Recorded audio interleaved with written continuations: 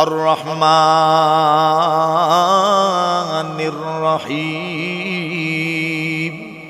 আল্লাহ বলেন এই পৃথিবীর তো মাখলুক এতগুলো জগতের প্রতিপালন আমি করি কেন করি? আল্লাহ বলছেন আর রহমানির রহিম, শুধুমাত্র আমার দয়ার কারণে, আমার দয়ার মায়ার কারণে, আমার অনুগ্রহের কারণে আমি পুরা পৃথিবীর প্রতিপালন করি।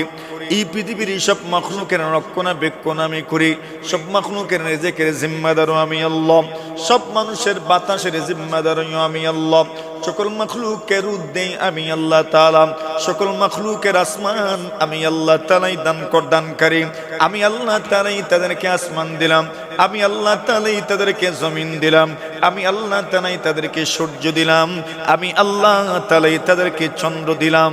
আমি আল্লাহ তাআলাই সন্ধ্যা হওয়ার সাথে সাথে সূর্যের আলোকে ম্লান করে দেই, যাতে করে সব মানুষগুলো সুন্দরভাবে ঘুমাইতে পারে। সুবহানাল্লাহ। আল্লাহ বলেন ওয়াফি আনফুসিকুম আফালা তুবসিরুন। আল্লাহ বলেন আমার পরিচয় আমি কি? আমার পরিচয় বুঝি তুমি পাও না?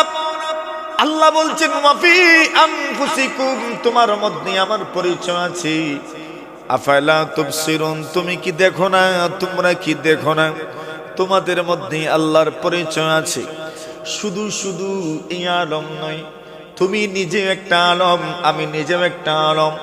শুধু দুনিয়াটাই আলম নয়, শুধু দুনিয়াটাই জগৎ নয়, একজন মানুষই যেন একটা জগৎ। এই জগতের মধ্যে যা আছে মানুষ নামী প্রাণীর মধ্যেও আল্লাহ পুরা জগৎ ঢুকায় দিয়েছেন। সুবহানাল্লাহ। মানুষ নামক প্রাণীর মধ্যে পুরা জগৎ আল্লাহ তাআলা ঢুকায় দিয়েছে। কেমনে ঢুকলো? বলে এই পৃথিবীর মধ্যে কোন জিনিস আছে যেটা মানুষের মধ্যে নাই? মাত্র 3.5 হাত বডির মধ্যে সব কিছুর একটা নমুনা আল্লাহ তাআলা রেখে দিয়েছেন। মানুষ নিজেও একটা আলম, নিজেও একটা জগৎ। এই জগতের মধ্যে সবকিছু পাওয়া যায়। এই জগতের মধ্যে মানুষ নামক 3.5 হাত বডির এই জগতের মধ্যে আল্লাহর নমুনাও পাওয়া যায়, মখলুকেরও নমুনা পাওয়া যায়। সুবহানাল্লাহ। খালিকের নমুনা পাওয়া যায়, মখলুকেরও নমুনা পাওয়া যায়। মখলুকের নমুনা কেমনে পাওয়া যায়? বলে এই পৃথিবীর মখলুক, এক মখলুকের নাম আসমান, আরেক মখলুকের নাম জমিন। মানুষের 3.5 হাত বডির মধ্যে আসমানও আছে, জমিনও আছে। সুবহানাল্লাহ। মানুষ তো মাটির তৈরি, জমিন মানুষের শরীরের মধ্যে আছে, আসমানও আছে। মানুষের মাথাটা তার বডির জন্য আসমানের মতো। সুবহানাল্লাহ। সবকিছুই তার মধ্যে বিদ্যমান। আল্লাহ তাআলা এই পৃথিবীর মধ্যে সূর্য সৃষ্টি করেছেন, চন্দ্র সৃষ্টি করেছেন। আল্লাহ তাআলা মানুষের মধ্যে 2টা চোখ দিয়েছেন। সুবহানাল্লাহ। ওটা অটোমেটিক চলে, কোনোদিন চার্জ দিতে হয় না। দিয়েছেন কোনোদিন চার্জ? কোনোদিন চার্জ দেওয়া হয় না, এমনিতেই চলমান। সুবহানাল্লাহ। ব্যাটারি কোনোদিন ক্ষয় হয় না। আল্লাহ তাআলা সব নিয়েছেন। ফেরাউন বলেছে মুসা কালিমুল্লাহ আলাইহিস সালাতু ওয়াস সালাম যখন ফেরাউনের কাছে দাওয়াত দিলেন আল্লাহ তাআলাকে রব মানো, রব্বুল আলামিনকে রব মানো, যিনি বিশ্ব জগতের প্রতিপালক ওনাকে রব মানো। ফেরাউন মুসা আলাইহিস সালাতু ওয়াস সালামকে প্রশ্ন করল ওয়ামা রব্বুল আলামিন, রব্বুল আলামিনকে একটু পরিচয় দাও। সুবহানাল্লাহ। আল্লাহ বলছেন সমস্ত প্রশংসা আল্লাহর, যিনি রব্বুল আলামিন, সারা বিশ্ব জগতের প্রতিপালক। বিশ্ব জগতের প্রতিপালক আল্লাহকে ওনার পরিচয় কি? মুসা কালিমুল্লাহ আলাইহিস সালাতু ওয়াস সালাম রব্বুল আলামিনের ব্যাখ্যা দিলেন। ক্বালা রাব্বুস সামাওয়াতি ওয়াল আরদি ওয়া মা বাইনাহুমা ইন কুনতুম মুকিনিন। আল্লাহর নবী মুসা কালিমুল্লাহ আলাইহিস সালাতু ওয়াস সালাম রব্বুল আলামিনের তাফসীর করলেন, রব্বুল আলামিনের ব্যাখ্যা দিলেন। ক্বালা রাব্বুস সামাওয়াতি ওয়াল আরদ, রব্বুল আলামিনকে যিনি আসমানের রব, যিনি জমিনের রব এবং আসমান আর জমিনের মধ্যবর্তী যা কিছু আছে সবকিছুর রব যিনি, সেই রবের নাম হচ্ছে রব্বুল আলামিন। সুবহানাল্লাহ। ইনি রব্বুল আলামিন। এখন উনি যেহেতু রব্বুল আলামিন, তো এই রব্বুল আলামিনের একটা নমুনা মাত্র 3.5 হাত ভরির মানুষের ভিতরেই আল্লাহ তাআলা দান করেছেন। সুবহানাল্লাহ। ইন্না লিল্লাহি তাআলা 99 ইসমা, আল্লাহর নবীজি বলেন নিশ্চয়ই আল্লাহ তাআলার 99টি নাম আছে।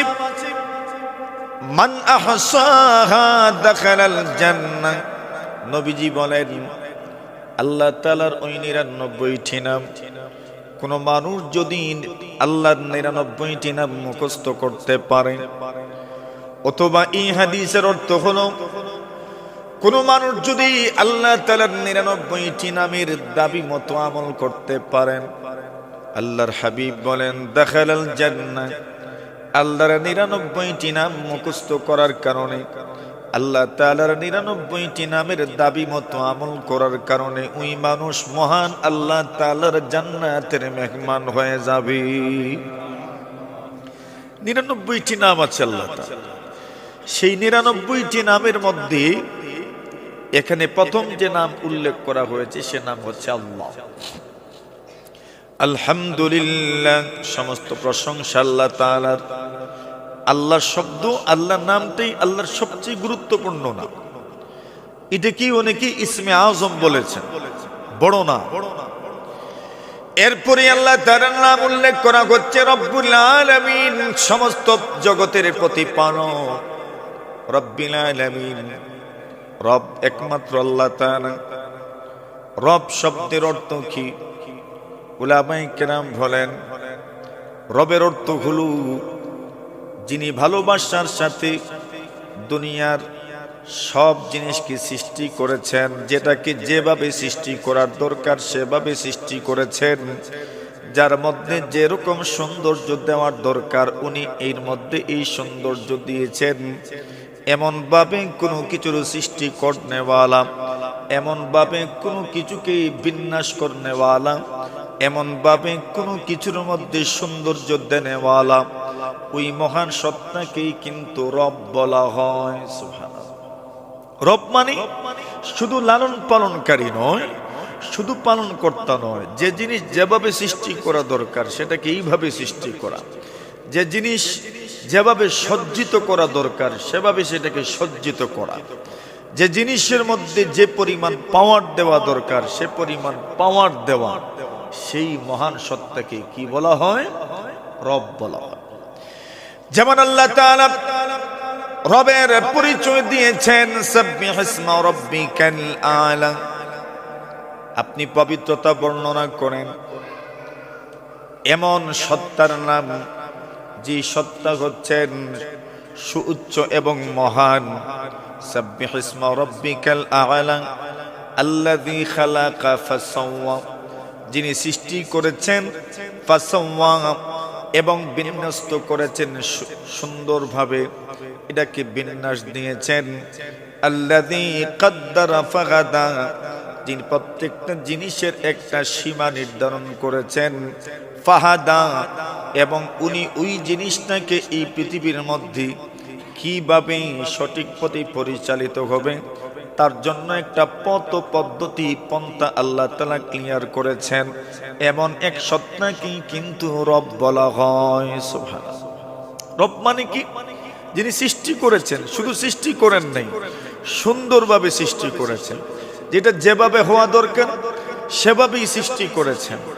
শুধু সেভাবেই সৃষ্টি করেননি, যিনি এই জিনিসের একটা সীমাও নির্ধারণ করেছেন যে এটার সীমা কতটুকু। কোনো মখলুকের অসীম ক্ষমতা নাই, সব মখলুকের ক্ষমতার একটা সীমাবদ্ধতা আছে না নাই? সবার ক্ষমতার একটা সীমাবদ্ধতা আছে, সেই সীমা নির্ধারণ করেছেন কে? উনি রব। তো যিনি সীমা নির্ধারণ করেন ওনাকে রব বলা হয়।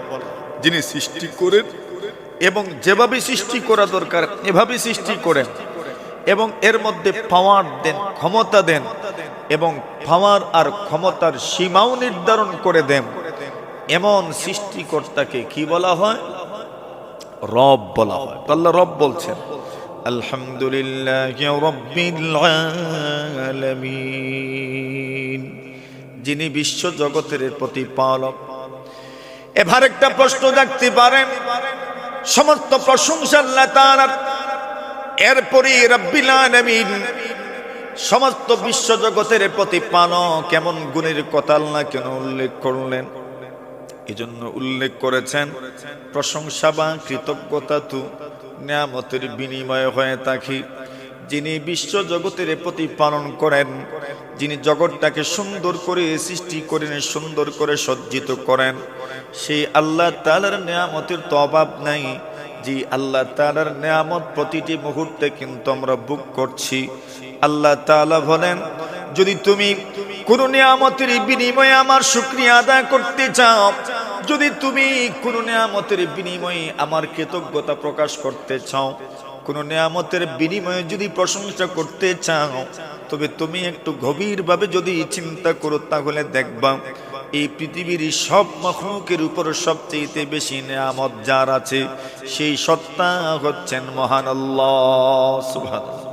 তাহলে প্রশংসা যদি আপনি কোনো নিয়ামতের বিনিময়ে করতে চান, কিছু পেলে আপনি প্রশংসা করতে চান, তো আল্লাহ তাআলার চাইতে বড় দাতা দুনিয়াতে আর কেই বা আছে? এই জন্য আল্লাহ এটা ক্লিয়ার করলেন, রব্বিল আলামিন, তিনি বিশ্ব জগতের প্রতিপালক। এজন্য এই রবের শুকর গুজার হওয়া, এই রবের কৃতজ্ঞ হওয়া সবার জন্য জরুরি। রব্বিল আলামিন, সমস্ত বিশ্ব জগতের প্রতিপালক। এখানে একটা শব্দ আল্লাহ তাআলা উল্লেখ করছেন, আল আলামিন। আলম, আলম বলতে কোন মুফাসসিরিনে কেরাম বলেন যে আলম শব্দটা এক বচন আর এর বহু বচন হচ্ছে আল আলামিন। আর কেউ বলছেন আলম শব্দটাই বহু বচন আর আলামিন হচ্ছে বহু বচনের বহু বচন। আমরা এক বচন বুঝি, বহু বচন বুঝি। তো কোন শব্দ এক বচন ব্যবহৃত হয়, ওই শব্দের বহু বচন আছে, দ্বিবচন আছে। ঠিক এমনি ভাবেই আরবি ভাষা এবং গ্রামারের মধ্যে এক বচন, দ্বিবচন, বহু বচন এরকম আছে। এটা এক বোঝায়, দুই বোঝায়, তিন বোঝায়। তো এমন ভাবেই আল আলামিন সমস্ত জগতের প্রতিপালক। এখন সমস্ত জগৎ বলেছেন, বুঝেই তো যাচ্ছে যে জগৎ একটা নয়, বরং একাধিক অনেকগুলো জগৎ আছে। আল্লাহ তাআলা এখানে যে শব্দ ব্যবহার করেছেন আল আলামিন, এটার এক বচন যদি আলম ধরা হয়, তাহলে আলমের অর্থ বোঝা দরকার। আলম কাকে বলে?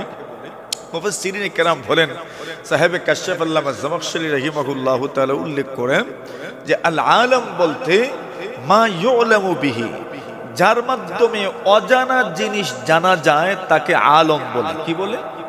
আলম। আলম আমরাও চিনি, আমরাও বুঝি। আল আলম, আলম কাকে বলে? যার মাধ্যমে অজানা জিনিস জানা যায় তাকে কি বলে? আলম বলে। আমরা বলি না গোটা আলমী, আলমী চিন্তা, আলমী মাশওয়ারা, আলমী সুরা। আমরা এই শব্দগুলো সব সাথে আমাদের পরিচয় আছে। আলম মানে গোটা দুনিয়া, গোটা বিশ্ব। তো আলম এর অর্থ কি বলে? জিনিস জানা যায় তাকে আলম বলে। তো আলম এমন এক জিনিসের নাম যার মাধ্যমে অজানা জিনিস জানার সুযোগ হয়। এখন আলম দুনিয়া, তো এই দুনিয়ার মাধ্যমে অজানা জিনিস কি জানা যায়? বলছেন মা ইউলামু বিহি সানি', এই দুনিয়ার মাধ্যমে আল্লাহ তাআলাকে চেনা যায়। সুবহানাল্লাহ। দুনিয়ার মাধ্যমে কাকে চেনা যায়? আল্লাহ তাআলাকে চেনা যায়। তো আলম বলা হয় যার মাধ্যমে অজানা জিনিস জানা যায়, তাকে বলা হয় আলম। তাহলে এই দুনিয়াকে আলম কেন বলে? বলে এই দুনিয়ার মাধ্যমে আল্লাহ চেনা যায়, এই দুনিয়ার মাধ্যমে আল্লাহ তাআলাকে জানা যায়, এই দুনিয়ার মাধ্যমে আল্লাহ তাআলার পরিচয় মানুষের সামনে উঠে আসে। আল্লাহ তাআলাকে কিভাবে চেনা যায়? বলে আল্লাহ তাআলাকে চেনা যায় এই পৃথিবীর সৃষ্টিকুলের মাধ্যমে। আল্লাহ তাআলাকে আপনি চিনবেন কিভাবে? অনেকের মনে একটা প্রশ্ন থাকতে পারে যে আল্লাহ আমি চিনবো কিভাবে? আল্লাহ চেনার মাধ্যমটা কি? আল্লাহ বলছেন, আমাকে চিনতে চাও, এই গোটা জাহান আমি তোমার সামনে উপস্থাপন করলাম। এই জাহানের মধ্যে যদি তুমি চিন্তা করো, তাহলে এই চিন্তার মাধ্যমে তুমি আমার পর্যন্ত পৌঁছে যেতে পারবা। সুবহানাল্লাহ। মা ইউলামু বিহি সানি'। তো দুনিয়ার মাধ্যমে কাকে চেনা যায়? আল্লাহ তাআলাকে চেনা যায়। কিভাবে চেনা যায়? আল্লাহর এক বান্দা বলছেন, আল্লাহ তাআলার জমিনের মধ্যে যত জিনিস আছে, সব জিনিসের মধ্যে আল্লাহ তাআলার একত্ববাদের অখাট্য প্রমাণ রয়ে গেছে। সুবহানাল্লাহ। আল্লাহর বান্দা বলছে বড় সুন্দর, ফায়া আজাবান কাইফা ইউসাল ইলাহু আম কাইফা ইয়াজহাদুল জাহিদু ওয়া ফি কুল্লি শাইইন লাহু আয়াতুন তাদুল্লু আলা আন্নাহু ওয়াহিদু। আল্লাহর বান্দা বলেন, আমি বড় আশ্চর্য হয়ে যাই। ফায়াজাবান কাইফা ইউসাল ইলাহু, এই পৃথিবীর মধ্যে মানুষ আল্লাহর নাফরমানি কিভাবে করে, আল্লাহর অবাধ্য কিভাবে হয়ে যায়, বড় আশ্চর্য লাগে। আম কাইফা ইয়াজহাদুল জাহিদু, মানুষ কিভাবে আল্লাহকে অস্বীকার করে, এটা বড় আশ্চর্যজনক একটা ব্যাপার। কেন আশ্চর্যজনক? আল্লাহর বান্দা বলেন, ওয়া ফি কুল্লি শাইইন লাহু আয়াতুন তাদুল্লু আলা আন্নাহু ওয়াহিদু।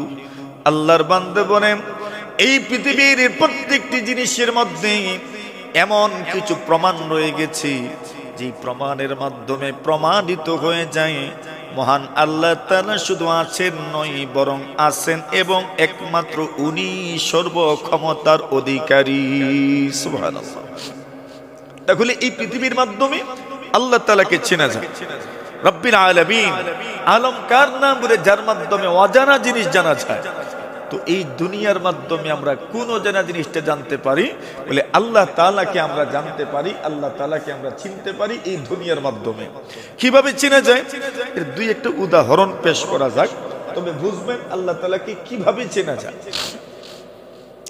হযরত ইমাম আবু ইউসুফ রাহিমাহুল্লাহু তাআলা, যার নাম আপনারা শুনে থাকবেন, আমাদের মাযহাবের একজন বড় ইমাম, ইমামে আবু ইউসুফ রাহিমাহুল্লাহ, ওনারা বর্ণনা করেছেন আজকের দুনিয়াতে ওই দিন থেকে আজকে পর্যন্ত, কিয়ামত পর্যন্ত মানুষ যতদিন যত মাসআলার সম্মুখীন হবে, ওনাদের কিতাবাদের মধ্যে ওনাদের মূলনীতির আলোকে সবগুলো মাসআলা মাসাইলের সমাধান আমাদের সামনে উম্মতের উলামায়ে কেরাম পেশ করবেন। সুবহানাল্লাহ। ওনারা মাযহাবের এক একজন ইমাম ছিলেন। তো ওনাদের অনেকে প্রশ্ন করত যে আল্লাহ তাআলাকে আপনি চিনলেন কিভাবে? আল্লাহ তাআলা যে আপনি মানেন, কেন মানেন? তো বলছেন, আমি আল্লাহকে কেন মানি, এর পিছনে কারণ কি? আল্লাহর এক ওলি বলছেন, আমি আল্লাহর পরিচয় কিভাবে পেয়ে গেলাম? উনি বলছেন, একটা রূপার ঘর আছে, আর ওই রূপার ঘরের ভিতরে একটা স্বর্ণের ঘর। রূপার ঘর যেটা, ওই ঘরের বাহিরের কোনো অংশে কোনো ছিদ্র নাই, এর ভিতরে একটা স্বর্ণের ঘর, ওই ঘরেরও কোনো দিকে কোনো ছিদ্র নাই। বলেন, ওই স্বর্ণের ঘরের থেকে হঠাৎ করে একটা প্রাণ বের হয়ে আসে। আল্লাহর বান্দা বলেন, রূপার ঘর, কোনো ছিদ্র নাই, ভিতরে স্বর্ণের ঘর, এর মধ্যেও কোনো ছিদ্র নাই, ওই স্বর্ণের ঘর থেকে হঠাৎ করে একটা প্রাণী বের হয়ে আসে। আল্লাহর বান্দা বলেন, এই প্রাণীটা কিভাবে বের হলো, বা এই স্বর্ণের ঘরের ভিতরে এই প্রাণীকে ঢুকাইলই বা কে? এই কথা চিন্তা করতে করতে আমি আল্লাহকে চিনে ফেলেছি। এই যে স্বর্ণের গড়া রূপার ঘরের কথা বলছেন, এটা একটা ডিমের মতো। কার মতো? ডিম। ডিম ওই মনে করে, আচ্ছা দেখেন একটা ডিম, এই ডিমের উপরের অংশে কি আছে? ছোলা আছে, ওটা তো সাদা, আপনার রূপার মতো। ওটার ভিতরে আছে স্বর্ণের রঙের পানি। ওই পানির ভিতর থেকে একটা মুরগের বাচ্চা বা হাঁসের বাচ্চা বের হয়ে আসে, ছিদ্রবিহীন ওই চুলার ভিতরে। আবার এর ভিতরে যে কুসুম আছে, ওই কুসুমের ভিতরে একটা প্রাণী ঢুকে গেল, প্রাণী হয়ে গেল। এই বিজ্ঞান আর এই সায়েন্স দুনিয়ার কোনো মানুষের দখলে নয়, নিশ্চিত এর পিছনে একজন কারিগর আছেন। সেই কারিগর হচ্ছেন আমার আপনার রব, যার নাম হচ্ছে মহান আল্লাহ তাআলা। ঠিক না? বলছেন, আমি এর মাধ্যমে আল্লাহকে চিনে ফেলেছি। একটা ডিমের মাধ্যমে আল্লাহ তাআলাকে চিনে ফেলেছে। মা ইউলামু বিহি সালিহ। আলম কার নাম? যার মাধ্যমে রব চিনা যায়, যার মাধ্যমে আল্লাহ চিনা যায়, যার মাধ্যমে মালিক চেনা যায়, ওটাকে আলম বলে। এই দুনিয়ার ছোট্ট ছোট্ট জিনিস, এর মাধ্যমে আল্লাহ তাআলাকে চেনা যায়। কেউ বলছেন, আমি আল্লাহকে কেন মানছি, আমি আল্লাহকে কেন মানি, আমি আল্লাহকে চিনি বা কিভাবে? আল্লাহর বান্দা বলেন, দেখুন, একটা গরু এক জিনিসই তো খায়, ও তো ঘাস খায়। আর না হয় খের খায়, আর না হয় নেড়া খায়, আর না হয় গুড়া খায়। কিন্তু আল্লাহ তাআলা ওই গরুর থেকে একই জিনিস থেকে একদিকে নাজাসত নাপাক পেশাব বের হয়, আবার ওই গাভীর স্তনে ওই ঘাস থেকে, ওই খের থেকে, ওই নেড়ার থেকে, ওই খাদ্য থেকে আল্লাহ তাআলা তার স্তনের মধ্যে দুধ জমা করেন। আল্লাহর বান্দা বলেন, এই যে কীর্তি, এটা দুনিয়ার কোনো বিজ্ঞানীর হতে পারে না। নিশ্চয় এর পিছনে একজন কারিগর আছেন, সেই কারিগর হচ্ছেন আমার আল্লাহ। ঠিক না বেটি? মা ইউলামু বিহি সানি, যার মাধ্যমে আল্লাহ চিনা যায় তাকে আলম বলে। আল্লাহ বলছেন সমস্ত প্রশংসা কার? আল্লাহ তাআলার। কোন আল্লাহ? যিনি রব্বিল আলামিন, সমস্ত জগতের প্রতিপালক। জগৎকার নাম, যার মাধ্যমে অজানা জিনিস চিনা যায়, অজানা জিনিস জানা যায়, তাকেই জগৎ বলা হয়। এই পৃথিবী একটা জগৎ, এই জগতের মাধ্যমে কাকে চিনি? আল্লাহকে চিনি। মা ইউলামু বিহি সানি, যার মাধ্যমে আল্লাহ চেনা যায়। আল্লাহ বলেন, ওয়াফি আনফুসিকুম আফালা তুবসিরুন। আল্লাহ বলেন, আমার পরিচয় আমি কি? আমার পরিচয় বুঝি তুমি পাও না? আল্লাহ বলছেন, ওয়াফি আনফুসিকুম, তোমার মধ্যে আমার পরিচয় আছে। আফালা তুবসিরুন, তুমি কি দেখো না? তোমরা কি দেখো না? তোমাদের মধ্যে আল্লাহর পরিচয় আছে। শুধু শুধু এই আলম নয়, তুমি নিজে একটা আলম, আমি নিজেও একটা আলম। শুধু দুনিয়াটাই আলম নয়, শুধু দুনিয়াটাই জগৎ নয়, একজন মানুষই যেন একটা জগৎ। এই জগতের মধ্যে যা আছে, মানুষ নামী প্রাণীর মধ্যেও আল্লাহ পুরা জগৎ ঢুকায়া দিয়েছেন। সুবহানাল্লাহ। মানুষ নামক প্রাণীর মধ্যে পুরা জগৎ আল্লাহ তাআলা ঢুকায়া দিয়েছেন। কেমনে ঢুকলো? বলে এই পৃথিবীর মধ্যে কোন জিনিস আছে যেটা মানুষের মধ্যে নাই? মাত্র 3.5 হাত বডির মধ্যে সব কিছুর একটা নমুনা আল্লাহ তাআলা রেখে দিয়েছেন। মানুষ নিজেও একটা আলম, নিজেও একটা জগৎ। এই জগতের মধ্যে সবকিছু পাওয়া যায়। এই জগতের মধ্যে মানুষ নামক 3.5 হাত বডির এই জগতের মধ্যে আল্লাহর নমুনাও পাওয়া যায়, মখলুকেরও নমুনা পাওয়া যায়। সুবহানাল্লাহ। খালিকের নমুনা পাওয়া যায়, মখলুকেরও নমুনা পাওয়া যায়। মখলুকের নমুনা কেমনে পাওয়া যায়? বলে এই পৃথিবীর মখলুক, এক মখলুকের নাম আসমান, আরেক মখলুকের নাম জমিন। মানুষের 3.5 হাত বডির মধ্যে আসমানও আছে, জমিনও আছে। সুবহানাল্লাহ। মানুষ তো মাটির তৈরি, জমিন মানুষের শরীরের মধ্যে আছে, আসমানও আছে। মানুষের মাথাটা তার বডির জন্য আসমানের মতো। সুবহানাল্লাহ। সবকিছুই তার মধ্যে বিদ্যমান। আল্লাহ তাআলা এই পৃথিবীর মধ্যে সূর্য সৃষ্টি করেছেন, চন্দ্র সৃষ্টি করেছেন। আল্লাহ তাআলা মানুষের মধ্যে 2টা চোখ দিয়েছেন। সুবহানাল্লাহ। ওটা অটোমেটিক চলে, কোনোদিন চার্জ দিতে হয় না। দিয়েছেন কোনোদিন চার্জ? কোনোদিন চার্জ দাও, এমনিতেই চলমান। সুবহানাল্লাহ। ব্যাটারি কোনোদিন ক্ষয়ও হয় না। আল্লাহ তাআলা সব দিয়েছেন। ফেরাউন বলেছে, মুসা কালিমুল্লাহ আলাইহিস সালাতু ওয়াস সালাম যখন ফেরাউনের কাছে দাওয়াত দিলেন, আল্লাহ তাআলাকে রব মানো, রব্বুল আলামিনকে রব মানো, যিনি বিশ্ব জগতের প্রতিপালক, ওনাকে রব মানো।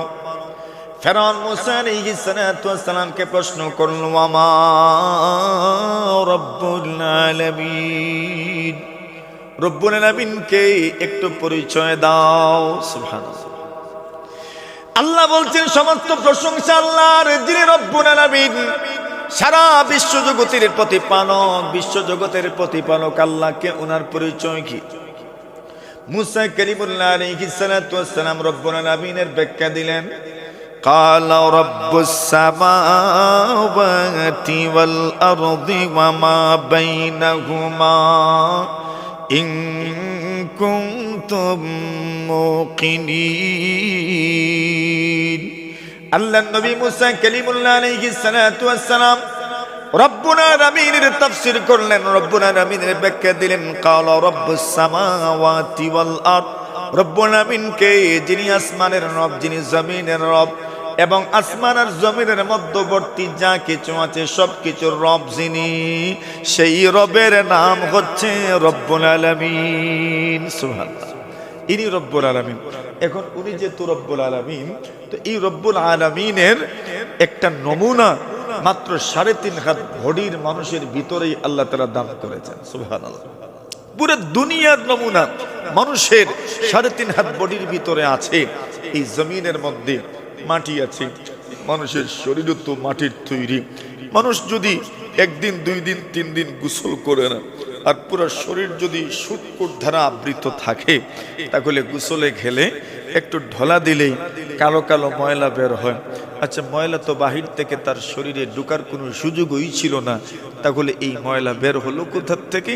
বলে মানুষের শরীরের মধ্যে জন্মগতভাবেই আল্লাহ মাটির উপাদান রেখেছেন। সুবহানাল্লাহ। মানুষের শরীরের মধ্যে আগুন আছে, মানুষের শরীরের মধ্যে আল্লাহ তাআলা বাতাস রেখেছেন, মানুষের শরীরের মধ্যে আল্লাহ তাআলা মাটি রেখেছেন, মানুষের শরীরের মধ্যে আল্লাহ তাআলা পানি রেখেছেন। কোন জিনিসটা মানুষের শরীরে নাই? সব মখলুকই তো মানুষের শরীরে আছে। এই পৃথিবীর মখলুকের নাম গুলো নদ নদী। আল্লাহ রাব্বুল আলামিন মানুষের শরীরের মধ্যে নদ নদী সৃষ্টি করেছেন। এমন নদী আছে, এমন সাগর আছে, দুনিয়ার সাগর শুকিয়ে যেতে পারে, কিন্তু মানুষের শরীরের মধ্যে রাখা সাগর জীবনেও শুকাবে না। মানুষের যে মুখ আছে, এর মুখের ভিতরে রোজা মাসেও থুতু মিলেনি না, মতন না।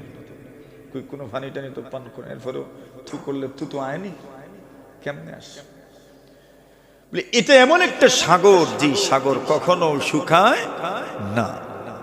দুনিয়াতে কত নদী শুকিয়ে যায়, কত সাগর শুকিয়ে যায়, কত খাল বিল শুকিয়ে যায়, কিন্তু মানুষের মুখ নামক সাগরটা জীবনেও শুকায় না। সাগরও তো মানুষের শরীরের মধ্যে আছে। এই দুনিয়াতে কিছু পানি আছে, নদীর পানি কিছু পানি আছে, ঝর্ণার পানি কিছু পানি আছে, খালের পানি, বিলের পানি। মানুষের শরীরের মধ্যে আল্লাহ তাআলা এতগুলো রগ দিয়েছেন, ওই রগগুলো পৃথিবীর বাঁকে বাঁকে প্রবাহিত নদীর মতো। সুবহানাল্লাহ। যে নদী দিয়ে পানি প্রবাহিত হয় আর মানুষের রগ দিয়ে রক্ত চলাচল করে। সুবহানাল্লাহ। এগুলো আল্লাহ তাআলা সুন্দর করে সৃষ্টি করে রাখছেন মানুষের শরীরের মধ্যে বিদ্যমান। এই পৃথিবীর মধ্যে পাহাড় আছে, মানুষের শরীরেও কি আছে ভাই? পাহাড় আছে। ওয়াল জিবালা আওতাদা। আল্লাহ বলেন, নবীজি, এই পৃথিবী যখন আমি সৃষ্টি করেছি, পানির উপরে পুরা পৃথিবী যখন সৃষ্টি করলাম, সুরমা নদী তো আছেই, এই নদীর উপরে যে নৌকা চলাচল করে, ওই নৌকার মধ্যে স্থিতিশীলতা নাই, এই জন্য খুঁটি মেরে রাখতে হয়। কেন স্থিতিশীলতা রাখার জন্য খুঁটি মারতে হয়? যদি আপনি খুঁটিবিহীন রেখে দেন, তবে পানির ঢেউ আপনার নৌকাকে আর আপনার কাছে রাখবে না, অনেক দূরে নিয়ে যাবে। আল্লাহর হাবিব বলেন, ওয়া কানা আরশুহু আলাল মা। আল্লাহর আরশটাও পানির উপরে, পুরোটা জমিনও পানির উপরে। এই জন্য যত নলকূপ আছে, নলকূপগুলো কিন্তু গভীরেই থাকে। যত গভীরে যাবেন তত ভালো পানি আপনি পাবেন, তত বেশি পানির লেয়ার আপনি পাবেন। এর মানে হলো পুরোটা জমিন যেন পানির উপরে। সুবহানাল্লাহ। আচ্ছা, পানির উপরে যে জিনিস থাকে ওটা কি স্থিতিশীল থাকে নাকি নড়াচড়া করে? নড়াচড়া করে। এজন্য এই পৃথিবীর নিচে যেহেতু পানি, তবে ওই পৃথিবীটাকে স্থিতিশীল করার জন্য তো প্যারাক মারা দরকার, একটা খুঁটির দরকার। আল্লাহ খুঁটি মারছেন কি দিয়ে? ওয়াল জিবালা আওতাদা। আল্লাহ বলেন, নবীজি গো, ওই অস্থিতিশীল পৃথিবীটাকে স্থিতিশীল করার জন্য আমি পাহাড়ের মাধ্যমে পৃথিবীতে প্যারাক মারলাম। পাহাড় দিয়ে পৃথিবীর মধ্যে প্যারাক মেরেছি। এই জন্য দেখবেন এক এক জায়গায় এক এক রঙের পাহাড় দেখা যায়, এক এক জায়গায় এক এক ডিজাইনের পাহাড় দেখা যায়, এক এক জায়গায় এক এক সাইজের পাহাড় দেখা যায়। কখনো কখনো দেখবেন একই জায়গায় বিভিন্ন সাইজের পাহাড়। কেন? মিস্ত্রিকে, জোরে বলেন, পৃথিবী নামক এই মখলুকের মিস্ত্রিকে। আল্লাহ তাআলা তো মিস্ত্রি না জানেন সোফার কোন দিকে লোহা মারতে হবে, ওটা কার জানা আছে? মিস্ত্রির জানা আছে। আপনার জ্ঞানে ধরবে না। মিস্ত্রি জানেন কোন জায়গায় কত ইঞ্চি লোহা লাগবে আর কোন জায়গায় কোন দিক থেকে লোহা মারতে হবে, ওটা কার জানা আছে? মিস্ত্রির জানা আছে। তো পৃথিবী যেহেতু সৃষ্টি করেছেন আল্লাহ, এজন্য কোন কোন জায়গায় কোন কোন আপনার পয়েন্টে কোন কোন জোড়ায় পাহাড় দিয়ে পেরাক মারতে হবে, কোন জায়গায় কত ইঞ্চি পাহাড় দিতে হবে, কোন জায়গায় কত চৌড়া পাহাড় দিতে হবে, কোন জায়গায় লম্বা পাহাড় দিতে হবে, কোন জায়গায় গুল পাহাড় দিতে হবে, ওইটা কার জানা আছে? আল্লাহর। এজন্য আপনি ভাববেন সব পাহাড় কি শ্রীমঙ্গলে দেওয়ার দরকার? আপনার মনে হবে সব পাহাড় কি জাফলংয়ে দেওয়ার দরকার? সব পাহাড় কি মেঘালয়ে দেওয়ার দরকার? আপনি ভাববেন সব পাহাড় কি কানাইঘাটের দনায় দেওয়া দরকার? তো আপনার জ্ঞান এটা ধরবে না।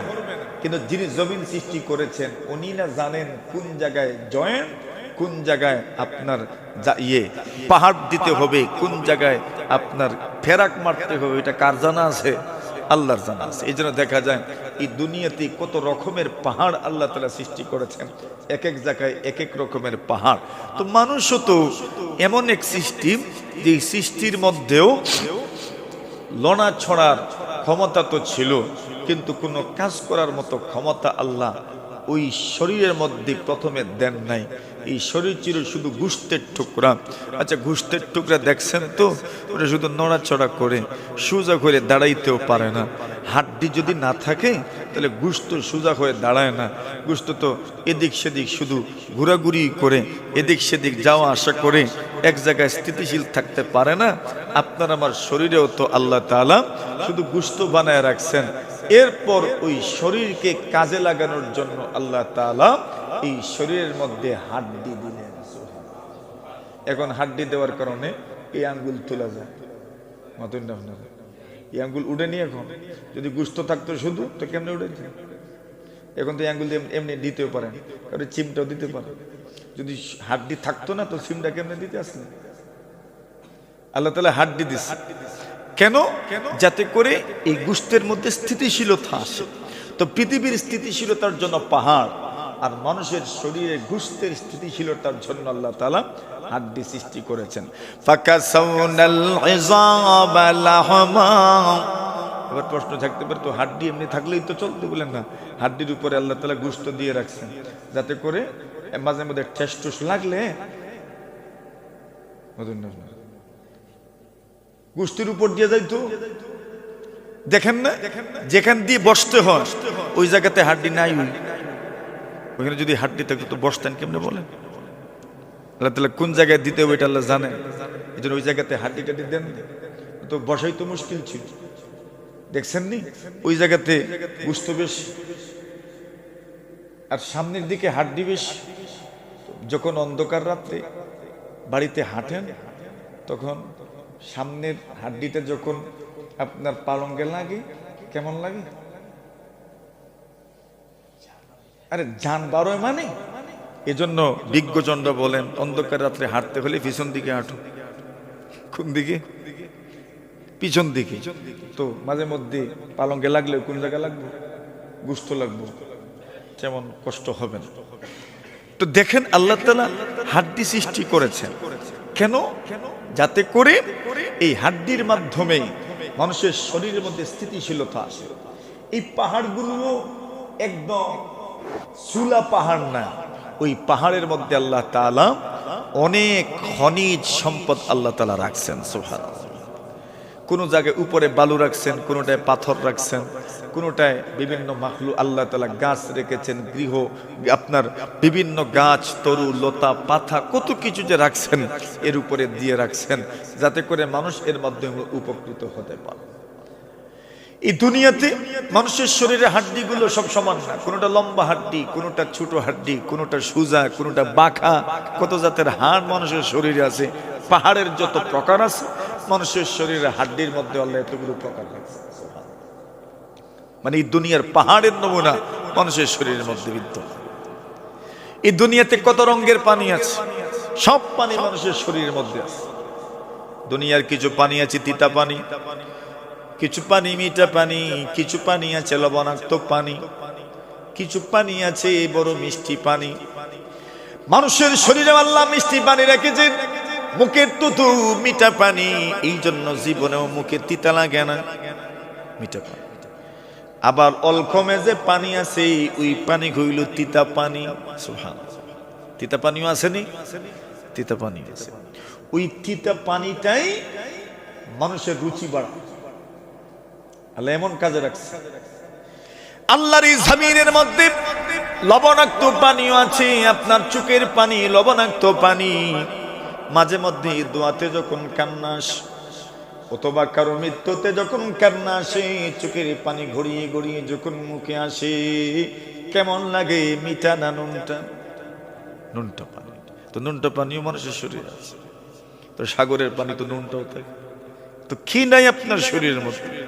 বলে আল্লাহর জমিনে কত মাখলুক আছে, মানুষের শরীরেও মাখলুক আসেনি। বলে চুলের ভিতর খুঁজলে কত উকুন হওয়া যাইব, ঠিক না? জঙ্গলে তো বাঘই থাকে, তো আছে তো।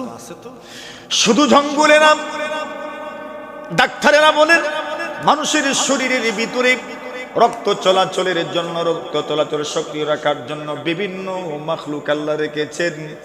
ওই মাখলুক যদি বের হয়ে যায়, মানুষের শরীরে রক্ত চলাচল বন্ধ হয়ে যায়।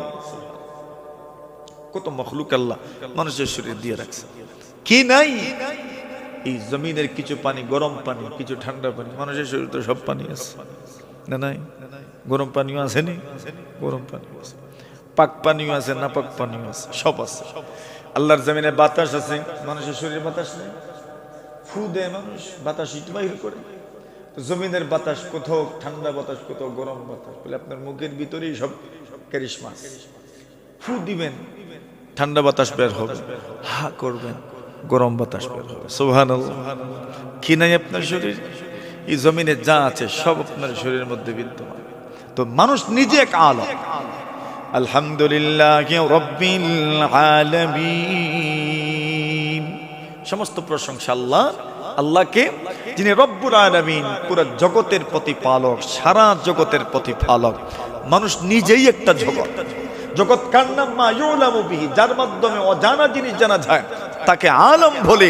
তো মানুষের মাধ্যমেও আল্লাহ চেনা যায়, এই জগতের মাধ্যমে আল্লাহ চেনা যায়। মা ইউলামু বিহি সানি, যার মাধ্যমে রব চেনা যায়, যার মাধ্যমে আল্লাহ চেনা যায়, এটা কি আলম বলে? এই জগতের মাধ্যমে আল্লাহ চেনা যায়। শুধু জগতের মাধ্যমে না, মানুষের মাধ্যমেও কারে চেনা যায়? আল্লাহ চেনা যায়। আলহামদুলিল্লাহি রাব্বিল আলামিন, যিনি বিশ্ব জগতের প্রতিপালক। সারা পৃথিবীর মানুষকে আল্লাহ পাক এই পৃথিবীর মানুষের পালন কর্তা, যিনি পৃথিবীর মানুষকে লালন পালন করেন, পৃথিবীর মানুষের সব প্রয়োজন আল্লাহ তাআলা সমাধান করেন। এই জমিনের মধ্যে যত মাখলুক আছে সব মাখলুকের প্রয়োজন আল্লাহ সমাধান করেন। আল্লাহ বলছেন আলামিন, সারা পৃথিবীর, সারা জগতের সব মাখলুকের প্রতিপালক আল্লাহ। কত জগৎ দুনিয়ার জমিনের মধ্যে আছে। উলামায়ে কেরাম বলেন, কেউ তো বলেন এই পৃথিবীর মধ্যে 40,000 জগৎ আছে, আর সেই 40,000 জগতের মধ্য থেকে একটা জগৎ হলো দুনিয়া। সুবহানাল্লাহ। এর মানে ওই দুনিয়া ছাড়া আরো অনেকগুলো জগৎ এই আল্লাহর জমিনের মধ্যে বিদ্যমান। এটা তো একটা জগৎ, আরো অনেক জগৎ আছে। কেউ তো বলছেন প্রায় 80,000 জগৎ বিদ্যমান। সুবহানাল্লাহ। এই সারা জগতের প্রতিপালক আল্লাহ তাআলা। এর একটা ছোট্ট উদাহরণ যদি দেওয়া যায় তাহলে বুঝবেন। এই জমিনের মধ্যে শুষ্ক স্থানে মাটির উপরে যত মখলুক আছে, পানির মধ্যে আল্লাহ তাআলা এই রকম এবং এর চেয়ে আরো দুর্লভ মখলুক আল্লাহ তাআলা পানির মধ্যে সৃষ্টি করে রাখছে। যত মখলুক শুষ্ক স্থানে আছে, জলে স্থলে আছে, এত মখলুক আল্লাহ জলের মধ্যেও সৃষ্টি করে রাখছে। এত মখলুক আল্লাহর জলের মধ্যে আছে, পানির মধ্যে আছে, সেটা আরো কত যে জগৎ এখানে বিদ্যমান, ওটার কোনো হিসাব নাই। আল্লাহ বলছেন, আল্লাহকে চিনো তুমি? রব্বিল আলামিন। শুধু মানুষের প্রতিপালক নয়, এই জমিনে শুধু গরুর প্রতিপালক নয়, শুধু ছাগলের প্রতিপালক নয়, শুধু উটের প্রতিপালক নয়, শুধু মহিষের প্রতিপালক নয়, যেগুলো দেখা যায় সেই সমস্ত জগতেরও প্রতিপালক। যেই জগৎগুলো দেখা যায় না সেই জগতেরও প্রতিপালক হচ্ছেন কে? আল্লাহ তাআলা। আলহামদুলিল্লাহি রাব্বিল আলামিন। সমস্ত প্রশংসা আল্লাহ তাআলা। কিসের বিনিময়ে? আল্লাহর নিয়ামত আছে, আল্লাহ তাআলার অবদান আছে, আল্লাহ তাআলা আমাদের পালন করতাম। আল্লাযী খালাকাকা ফাসাওয়াকা ফাআদালাক ফি আইয়ি সূরাতিন মা শাআ রাক্কাবাক। আল্লাহর কত নিয়ামত আছে দুনিয়ার কোনো মানুষ গণে শেষ করতে পারবে না। আল্লাহ নিজেই বলছেন ইন তাউদ্দু নি'মাতাল্লাহি লা তুহসুহা। আল্লাহর এত নিয়ামত আছে যদি গণনা করো, গণনা করলেও শেষ করা যাবে না।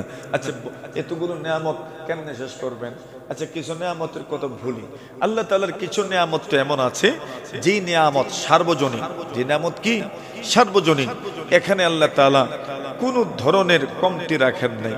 আবার ওই নিয়ামতগুলো দুনিয়ার কোনো মানুষের মালিকানায় দেন নাই। যেমন সূর্য কার দান? কার দেওয়া নিয়ামত? ওটা কার মালিকানা? যদি আমার আপনার কারো মালিকানায় থাকতো বা দুনিয়ার কোনো পরাশক্তির মালিকানায় থাকতো, তাহলে আমেরিকা কইতো রাশিয়ারে আর সূর্যের আলো দেখাইতাম। রাশিয়ার মালিকানায় থাকলে বলতো আমেরিকাকে সূর্যের আলো দেখাবো না। মানে এগুলো এমন নিয়ামত যেগুলো নিয়ামতে আম্মা, ব্যাপক নিয়ামত, সবার জন্য সমান। এজন্য আল্লাহ তাআলা এগুলোকে কারো মালিকানার অধীনে রাখেন নাই। সবগুলো কার মালিকানা? কার মালিকানায়? আল্লাহ তাআলার মালিকানায়। আচ্ছা, আল্লাহ তাআলার মালিকানায় চন্দ্র কার মালিকানায়? চন্দ্রের আলো এর মাধ্যমে শুধু মুসলমানরাই উপকৃত হয়। যারা আল্লাহ মানেন তারাই উপকৃত হয়, আর যারা আল্লাহ মানে না তারাও উপকৃত হয়। সবকিছুর মালিকানা কার? আল্লাহ তাআলা। এই দুনিয়াতে সাগর আছে, নদ নদী আছে, এই সাগরগুলোর মালিকানা কার? আল্লাহ তাআলা। দেখছেননি যার দেশের সীমানায় কোনো সাগর পড়ে, এরা এই জায়গাতেও কাউকে ঢুকতে হলে অনুমতি নিত, ঠিক না? এখন যদি কেউ এই সাগর খনন করত তো কি মনে করে এখানে কাউকে ঢুকতে দিত? কাউকে ঢুকতেই দিত না। আল্লাহ তাআলা নিজে সাগর সৃষ্টি করেছেন, নদ নদী সৃষ্টি করেছেন। আল্লাহ তাআলা এগুলোর মালিকানা, ওনার নিয়ন্ত্রণে। কিন্তু সাময়িক সময়ের জন্য দেশভিত্তিক দেশ ভাগের কারণে, ভৌগোলিক সীমারেখার কারণে সামান্য একটা দেশের রাষ্ট্রপ্রধানরা যখন সাগরের অথবা নদীর কিছু অংশের মালিকানা তার দেশের ভিতরে দিয়ে প্রবাহিত হওয়ার কারণে কিছু অংশের যখন মালিকানা প্রতিষ্ঠিত হয়, তখনই তাদের হম্বি দেখলে বোঝা যায় যদি এরা পুরা মালিকানা পেত তাহলে কি যে করতো, ঠিক না বেটি? ৩১টা চুক্তির জন্য বাংলাদেশের মানুষ প্রতি বছরই চিল্লাইতে থাকে, কিন্তু তিস্তার ন্যায্য অধিকার ভারত আমাদেরকে বুঝিয়ে দেয় না। অথচ তিস্তা আমাদের দেশে অত প্রবাহিত। বুঝছেন? এখন যদি এই দুনিয়ার এই সমস্ত জিনিসের মালিকানা দুনিয়ার কোনো মানুষের নিয়ন্ত্রণে থাকতো, কোনো দেশের নিয়ন্ত্রণে থাকতো, তো দেশের অবস্থাটা কেমন হইতো? আল্লাহর বাতাস কার নিয়ন্ত্রণে? আল্লাহর নিয়ন্ত্রণে। যদি মানুষের নিয়ন্ত্রণে না, আগুন মানুষের নিয়ন্ত্রণে না, আল্লাহর নিয়ন্ত্রণে। গ্যাস কার নিয়ন্ত্রণে? আল্লাহর নিয়ন্ত্রণে। মানুষের যাও কিছু উঠায়, এরাও দেখছেন নি ঘুষ টুস দিলে গ্যাস টেস বন্টন করেন না, গ্যাস হই দেন, ঠিক না? এখন কিন্তু এটা মূল নিয়ন্ত্রণ কার হাতে? আল্লাহর হাতে। খনিজ সম্পদ মূল নিয়ন্ত্রণ কার হাতে? আল্লাহর হাতে। মাটির নিয়ন্ত্রণ আল্লাহর হাতে। যদি মাটির নিয়ন্ত্রণ আমাদের হাতে থাকতো তাহলে আল্লাহর জমিনের উপর কেউ সহজভাবে চলাফেরা করতে পারতো না। এক কিয়ার জায়গার মালিকানা থাকার পরে কারো মস্ত রাস্তা মনে করেন এইদিকেই যাচ্ছে, আটকায় রাখে, ঠিক না? স্বাভাবিকভাবেই অনেক মানুষ এরকম করবে। কেন করছে ওইদিকে আমরা গেলাম না, যৌক্তিক কারণ থাকতেও পারে, কিন্তু আটকায় রাখে যে এটা তো সঠিক। অথচ সাময়িক সময়ের মালিকানা থাকা সত্ত্বে কিন্তু আল্লাহ তাআলা এই সবগুলোর মালিক, নিজের মিলকিয়তের মধ্যে মালিকানা দিন রেখেছেন যাতে করে সব মানুষ সমানভাবে উপকৃত হতে পারে। সুবহানাল্লাহ। এটা কার দয়া? জোরে বলেন। আল্লাহ তাআলা আমাদেরকে লালন পালন করেন। এটা কেন? এটা আল্লাহর দয়ার বহিঃপ্রকাশ। কার বহিঃপ্রকাশ? আল্লাহর দয়ার বহিঃপ্রকাশ। ওই আল্লাহ এরপরে নিজের পরিচয় দিচ্ছেন, আর রহমানির রহিম। আল্লাহ বলেন এই পৃথিবীর তো মাখলুক এতগুলো জগতের প্রতিপালন আমি করি কেন করি? আল্লাহ বলছেন আর রহমানির রহিম, শুধুমাত্র আমার দয়ার কারণে, আমার দয়ার মায়ার কারণে, আমার অনুগ্রহের কারণে আমি পুরা পৃথিবীর প্রতিপালন করি। এই পৃথিবীর সব মাখলুকের রক্ষণাবেক্ষণ আমি করি, সব মাখলুকের রিজিকের জিম্মাদারও আমি আল্লাহ, সব মানুষের বাতাসের জিম্মাদারও আমি আল্লাহ, সকল মাখলুকের রূপ দেই আমি আল্লাহ তাআলা, সকল মাখলুকের আসমান আমি আল্লাহ তাআলাই দানকারী, আমি আল্লাহ তাআলাই তাদেরকে আসমান দিলাম, আমি আল্লাহ তাআলাই তাদেরকে জমিন দিলাম, আমি আল্লাহ তাআলাই তাদেরকে সূর্য দিলাম, আমি আল্লাহ তাআলাই তাদেরকে চন্দ্র দিলাম, আমি আল্লাহ তাআলাই সন্ধ্যা হওয়ার সাথে সাথে সূর্যের আলোকে ম্লান করে দেই যাতে করে সব মানুষগুলো সুন্দরভাবে ঘুমাইতে পারে। সুবহানাল্লাহ। সুবে সাদিকের পর থেকে সূর্য উঠায়া দেই যাতে করে সব মানুষ তার জীবিকা নির্বাহ করতে পারে। সুবহানাল্লাহ। তার নিয়ন্ত্রণে আল্লাহ বলছেন আর রহমানির রহিম, আল্লাহ হচ্ছেন যিনি দয়ালু, যিনি মেহেরবান, যিনি সবচেয়ে বড় দয়ালু, অপরিসীম দয়ার অধিকারী, যিনি যার মায়ার কোনো শেষ নেই, যার দয়ার কোনো শেষ নেই। আমি সেই আল্লাহ, সেই আল্লাহর প্রশংসা। এখানে আল্লাহ তাআলার দুইটা গুণ উল্লেখ করা হয়েছে, একটা হচ্ছে আর রহমান আর একটা হচ্ছে আর রহিম। এই দুইটা শব্দ কাছাকাছি শব্দ, কিন্তু অর্থের দিক থেকে একটু বেশ কম আছে। দুটো শব্দই রহমত শব্দ থেকে এই দুইটি শব্দ আপনার আমাদের সামনে এই আকার ধারণ করেছে যেটা আমরা দেখছি, একটা আর রহমান আর একটা আর রহিম। এই দুইটার মূল ধাতু যেটা এই শব্দের সাথেও আমাদের পরিচয় আছে, সেই শব্দ হচ্ছে রহমত। সেই শব্দ কি? রহমত। রহমত চিনি নি আমরা? রহমত, রহমত, রহমত মানে দয়া, আর ওই দয়ার থেকে আর রহমান, ওই দয়ার থেকে আর রহিম। দুটো শব্দ রহমত থেকেই আমরা পেয়েছি। একটা শব্দ হচ্ছে আর রহমান আর একটা শব্দ হচ্ছে আর রহিম। আল্লাহর দুইটা গুণের একটা গুণ হলো রহমান আর একটা গুণ হলো কি? রহিম। দুনিয়ার মানুষ একটা সময় রহমান চিনত না। হুদাইবিয়ার সন্ধি যখন হচ্ছিল, হুদাইবিয়ার সন্ধিতে রাসূল আকরাম সাল্লাল্লাহু আলাইহি ওয়াসাল্লাম রাদিয়াল্লাহু তাআলা কি বললেন? আলী তুমি লেখো বিসমিল্লাহির রহমানির রহিম। মক্কার মুশরিকেরা বলে, ওগো মুহাম্মদ, আম্মার রহমান ফালা নাদ্রি, রহমান কি আমরা তো চিনি না, আমরা তো জানি না, এই জন্য রহমান শব্দ আপনি লিখবেন না। আল্লাহর হাবিব সাল্লাল্লাহু আলাইহি ওয়াসাল্লাম বলেন, তবে আমি কি লিখবো বলো? মক্কার বেঈমানরা বলে লিখেন বিসমিকাল্লাহুম্মা, যেভাবে মক্কার মানুষ আগে লিখতো বিসমিকাল্লাহুম্মা, বিসমিকা আল্লাহুম্মা। রহমান নাম তারা চিনে না, রহিম নাম তারা জানে না। আল্লাহর নবীজি বলেন, যে আল্লাহকে তোমরা আল্লাহ নামে চিনো, এই আল্লাহর একটা গুণ হচ্ছে রহমান, সেই আল্লাহর একটা গুণ হচ্ছে রহিম। মক্কার মুশরিকরা বলে, আমরা যা চিনি তাই লিখবেন, যা চিনি তাই লিখবেন, অন্য কিছু লেখার দরকার নাই। রহমান চিনি না, রহিমও চিনি না, এই জন্য রহমান রহিম লিখতে পারবেন না। আল্লাহ বলেন, ওগো নবীজি, এই মানুষগুলো যখন আমাকে রহমান নামে চিনল না, রহিম নামে চিনল না, এই জন্য নেন আমি আল্লাহ নিজের পরিচয় হিসাবে কোরআনে মাজিদের একটা সূরা নাজিল করলাম, যে সূরার মধ্যে আমার পরিচয় উল্লেখ করলাম আর রহমান আল্লামাল কোরআন। সুবহানাল্লাহ। এই সূরা শুরুই করছেন আল্লাহ রহমান শব্দ দিয়ে, যাতে করে মক্কার মানুষ যারা রহমান চিনত না, রহিম চিনত না, এদের যেন খণ্ডন হয়ে যায়। তোমরা রহমান চিনো না, আমাকে রহমান বলতে রাজি না, যাও আমি আমার পরিচয় দিলাম আর রহমান আল্লামাল কোরআন, আমি আল্লাহকে চিনো, আমি হচ্ছে রহমান। সুবহানাল্লাহ। তো রহমান এবং রহিম, আল্লাহ তাআলা রহমান, আল্লাহ তাআলা রহিম। আল বালিগু ফি রাহমাতিহি, যার রহমতের কোনো শেষ নাই। আল্লাহ তাআলা রহমান রহিম বলতে এখানে কি বোঝানো হয়েছে? এমন দয়ালু, এমন মেহেরবান, যিনি জীবনেও তার দয়ার মেহেরবানির কোনো বিনিময় গ্রহণ করেন। অর্থ বুঝে আসছে? আল্লাহ দয়ালু, আল্লাহ মেহেরবান। কি বলে? আল্লাহ এমন দয়ালু, এমন মেহেরবান, যিনি তার দয়ার মেহেরবানির বিনিময়ে কোনোদিন গ্রহণ করেন নাই। এই দুনিয়াতে আপনিও দয়া করেন, আপনিও মেহেরবানি করেন, কিন্তু আপনি আমি, আপনার আমার দয়া মেহেরবানির বিনিময় গ্রহণ করে নেই। হুজুর নেই না তো, বিনিময় তো গ্রহণ করি না। বলি এরপরে একটা বিনিময় নেন। বিনিময়টা কি? মনে করেন কোনো গরিব মানুষকে আপনি সহযোগিতা করলেন, তো আপনি কোনো বিনিময় তো আনলেন না, দেখা যাচ্ছে কোনো বিনিময় আপনি নেন নাই, এমনি দিলেনই শুধু। এখন বলেন দিলেন কেন? বলে দুঃখ লাগছে। কি লাগছে? তো দুঃখ তো দূর করলেন, বুঝাইতে পারছি না মনে? আপনি যে একজন গরিব মানুষকে দিলেন, কেন দিলেন? দুঃখ লাগছে, তার অবস্থা দেখে কি লাগছে? কষ্ট লাগছে। তো দেওয়ার মাধ্যমে আপনি কি করলেন? আপনার মনের কষ্টটা কি করলেন? তো বিনিময় তো একটা পেয়ে গেলেন।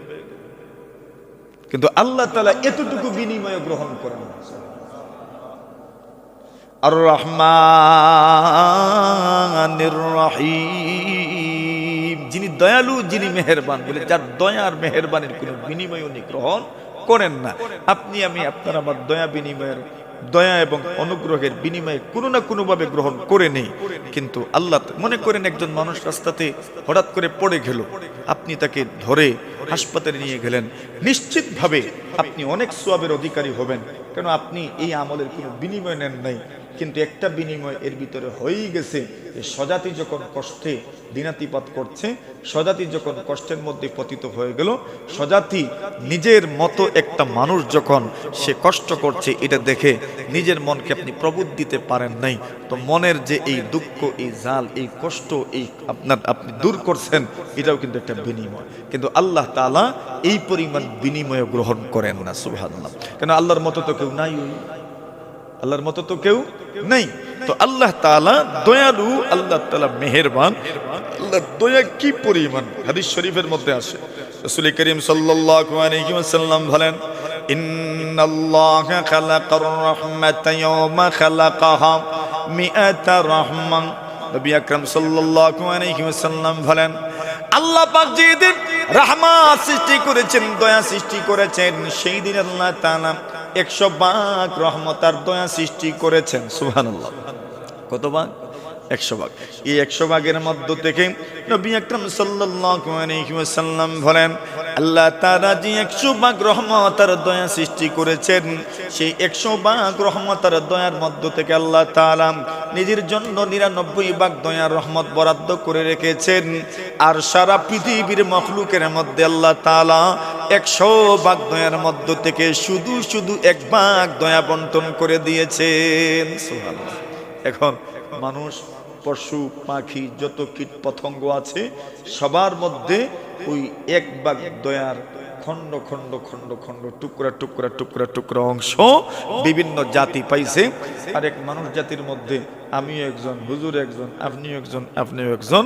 ওই কোটি কোটি ভাগের 1 ভাগ থেকে আরো কোটি কোটি কোটি কোটি কোটি কোটি কোটি কোটি ভাগ করতে করতে করতে করতে ওই ভাগগুলোর মধ্য থেকে সামান্য একটা ভাগের মালিক হইছেন আপনি।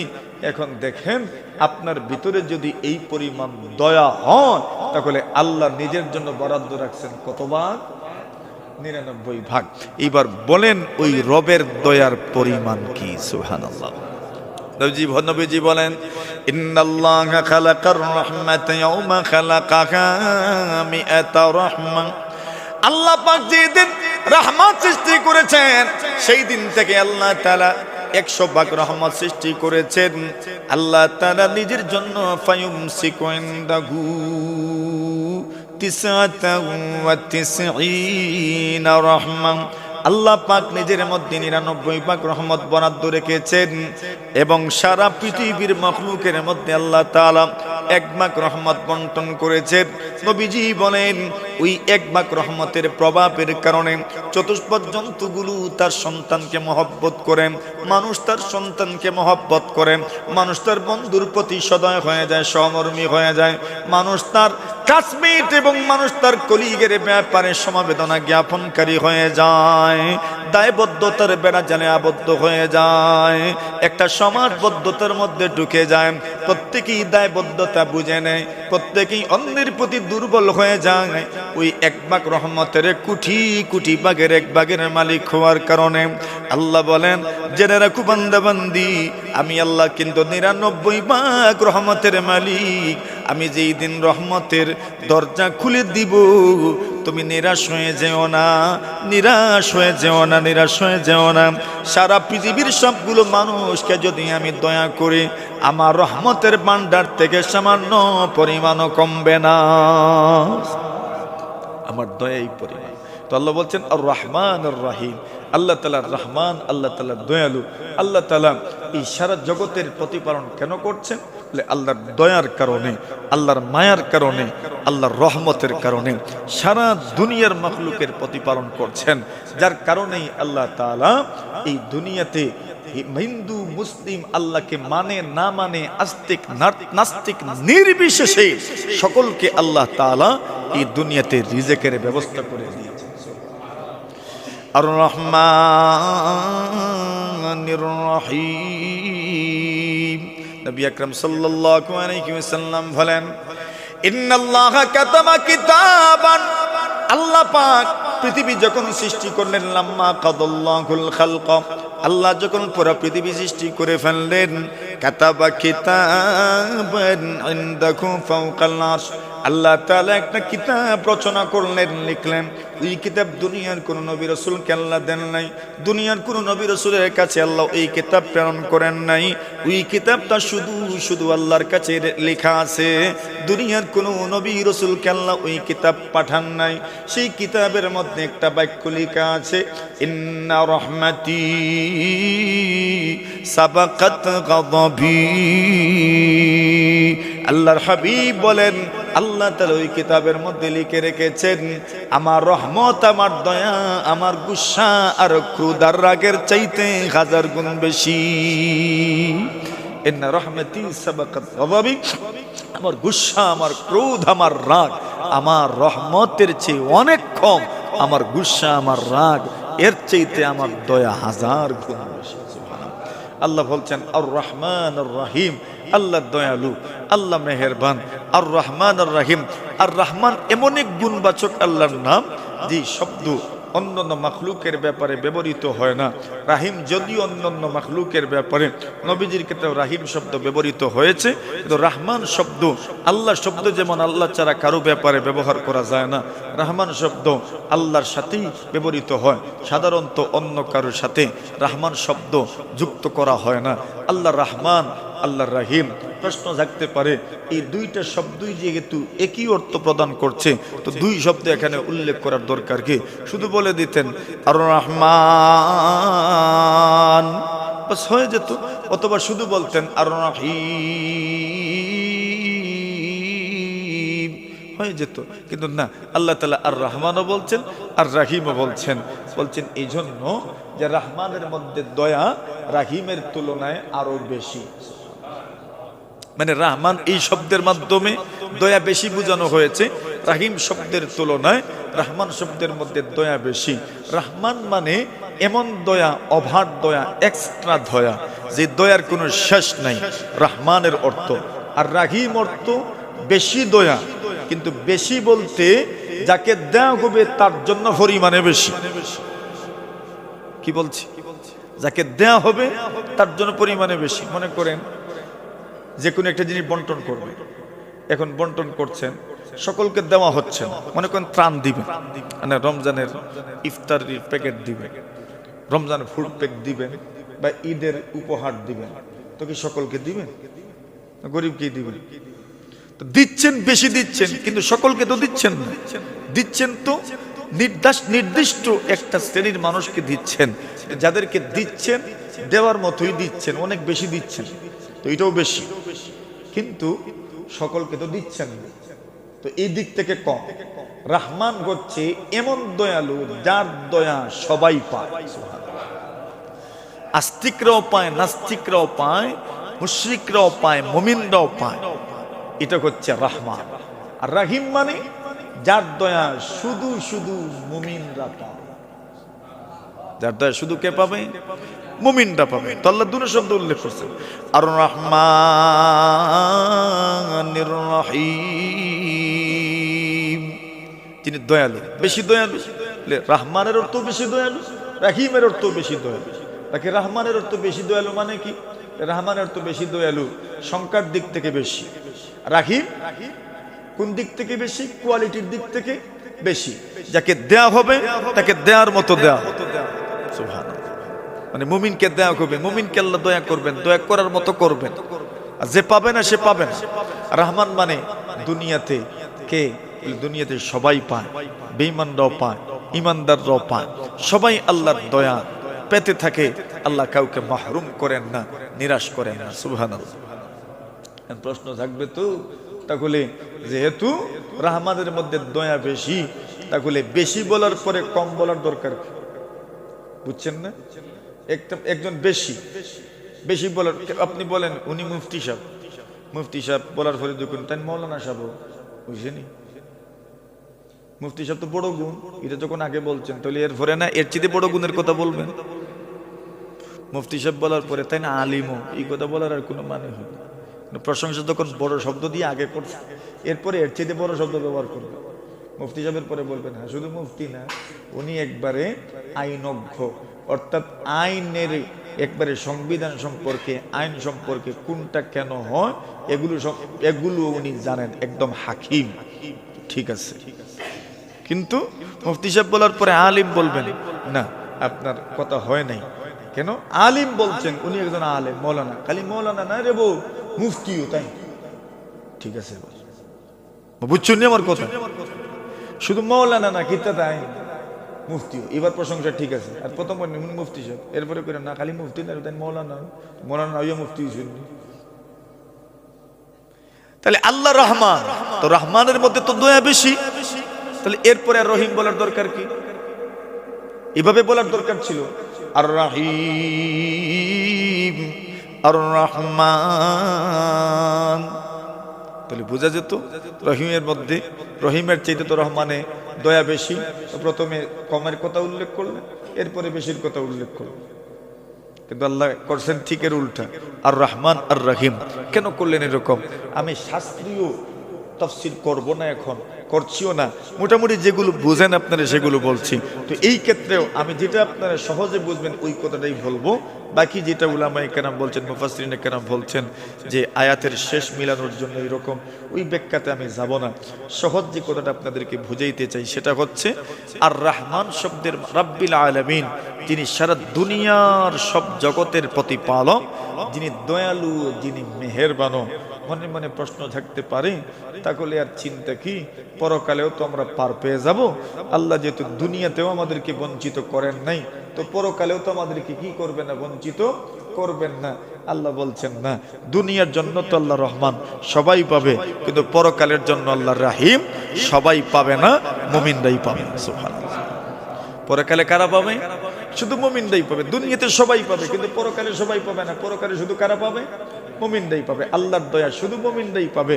এজন্য আল্লাহ প্রথমে রহমান বলছেন, যে রহমান কেন বলে? দুনিয়া তো আগে আর পরকাল তো পরে। এজন্য দুনিয়ার রহমতের কথা, দুনিয়ার দয়ার কথাটা, দুনিয়ার অনুগ্রহের কথাটা আল্লাহ প্রথমে উল্লেখ করেছেন, আর এরপরে রাহিম শব্দ উল্লেখ করেছেন। এই কথা বোঝানোর জন্য যে পরকালের দয়া বরাদ্দ থাকবে অনলি শুধুমাত্র কার জন্য? মুমিনের জন্য। কার জন্য? মুমিনের জন্য। আর রহমানির রহিম। আচ্ছা, রহিম শব্দের মাধ্যমে পরকালে ঢুকছি তো আমরা, কথা বুঝুন নির্ব আমার। রাহিমের মাধ্যমে কোন জায়গায় ঢুকছি? পরকালে ঢুকছি। তো পরকালের আলোচনা চলেই আসলো। আল্লাহ বলছেন মালিকি ইয়াউমিদ্দিন। আল্লাহর পরিচয় জানতে পারলে সমস্ত প্রশংসা আল্লাহর। আল্লাহকে রব্বিল আলামিন, তিনি বিশ্ব জগতের প্রতিপালক। আর রহমানির রহিম, যিনি হচ্ছেন অধিক দয়ালু, অধিক মেহেরবান, যিনি দুনিয়াতেও দয়া করেন, বিতরণ করেন। মুমিনরাও পায়, বেঈমানরাও পায়, বিজাতীয়রাও আল্লাহর দয়া থেকে বঞ্চিত হয় না। কিন্তু আর রাহিম, আল্লাহর আরেকটা নাম হচ্ছে রাহিম। আল্লাহ পরকালে শুধু মুমিনদেরকে দয়া করবেন। কেন? মনে রেখো, মনে রেখো, পরকালে বিচার হবে মালিকি ইয়াউমিদ্দিন। বিচার দিনের মালিক একমাত্র কে? আল্লাহ নিজের আরেক গুণ বর্ণনা করলেন, বিচার দিনের মালিক কে? মালিকি ইয়াউমিদ্দিন। প্রতিদান দিবসের মালিক হচ্ছেন আল্লাহ। কার প্রশংসা? যিনি রব্বিল আলামিন, যিনি রহমান, যিনি রাহিম। এখন রহিম মানে কি? আল্লাহ পরকাল তো মুমিনদেরকে রহমত করবেন, দয়া করবেন। পরকাল দয়া কার নিয়ন্ত্রণে? পুরো পরকালটাই তো কার নিয়ন্ত্রণে? আল্লাহর নিয়ন্ত্রণে।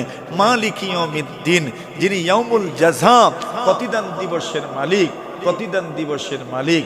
প্রতিদান দিবসের মালিক, ওই দিনই তো প্রতিদান দেওয়া হবে, পরকালেই তো প্রতিদান দেওয়া হবে। দুনিয়াতেও প্রতিদান দেওয়া হয়, তবে ওটা চূড়ান্ত না। দুনিয়াতে শাস্তিও দেওয়া হয়, এটাই শেষ শাস্তি না, এটাই চূড়ান্ত শাস্তি না। আল্লাহ দুনিয়াতেও শাস্তি দেন। ওয়ালা নুযিকান্নাকুম মিনাল আযাবিল আদনা দুনাল আযাবিল আকবার লাআল্লাকুম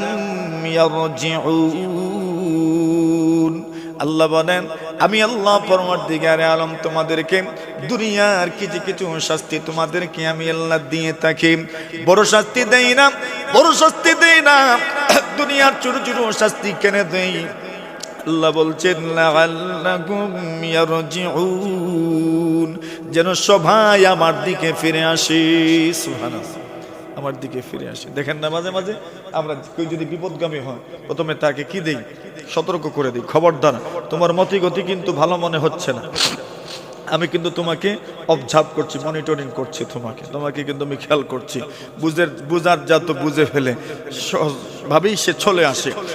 এরপরে না আসল শাস্তি দেওয়া হয়। তো প্রথম ধাপে বলা হয়, আমি কিন্তু খেয়াল রাখছি তুমি কোন পথে চলছো, খবরদার তুমি এই পথে পরিচালিত হয় না, ফিরে আসো, ফিরে আসো।